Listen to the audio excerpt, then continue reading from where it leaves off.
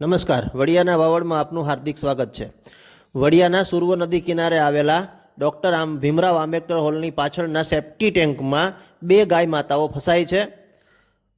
જાણવા મળતી વિગતો મુજબ ગાય માતાઓ નદી કિનારે ચરવા ગઈ હોય અને સેફ્ટી ટેન્ક ખુલ્લો હોય ત્યારે એમાં પડી હતી અને એ ગૌ માતાઓને કાઢવા માટે સરપંચ મનીષ ઢોરિયા સહિત સ્થાનિક યુવાનો અને ગૌપ્રેમીઓ દ્વારા જહેમત ઉઠાવવામાં આવી રહી છે।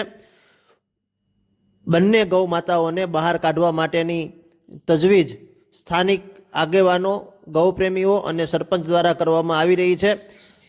ગૌપ્રેમીઓ દ્વારા એવું જણાવાયું છે કે ગામના ખુલ્લા સેફ્ટી ટેન્ક હોય તેને ઢાંકવા જરૂરી બને છે, જેથી આવી ઘટનાઓને અટકાવી શકાય।